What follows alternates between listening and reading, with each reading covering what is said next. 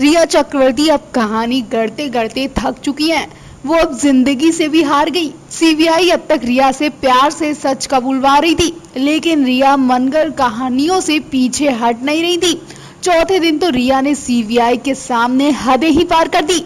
रिया madam काफी दिनों से सीबीआई ऑफिस सलवार सूट पहनकर संस्कारी बेटी बनकर आ रही थी, लेकिन धीरे धीरे रिया हुडी में बॉलीवुड स्टाइल में जाने लगी।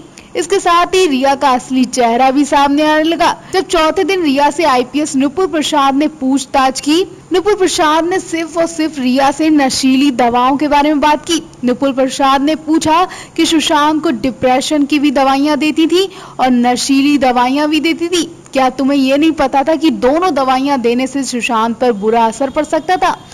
रिया फिर भी इस बात को घुमाती नजर आई और बाद में आईपीएस नुपुर प्रसाद पर भड़क गई और कहने लगी कि आप मुझ पर गलत इल्जाम लगाकर फंसा रहे हैं।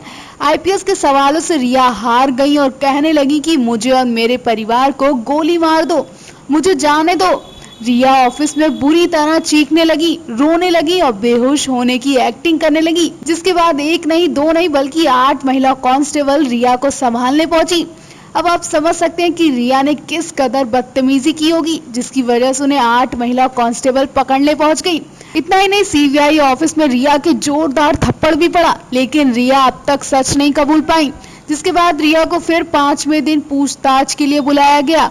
बाकायदा रिया को लाल बत्ती वाली 2 गाड़ियां उन्हें घर लेने जाती हैं और शाम को उन्हें घर पहुंचाती हैं। रिया सीबीआई से बात करके थाने में जाकर भी पूरी डिटेल बताती है कि सीबीआई ने उनसे क्या क्या पूछा। रिया के साथ सिद्धार्थ पिटानी, कुक नीरज, श्रुति मोदी से भी पूछताछ चल रही है। ये सब नशीली दवाओं में फंसते नजर आ रहे हैं। अब देखना होगा 5वें दिन रिया क्या ड्रामा करती है। नीलम न्यूज रिपोर्ट।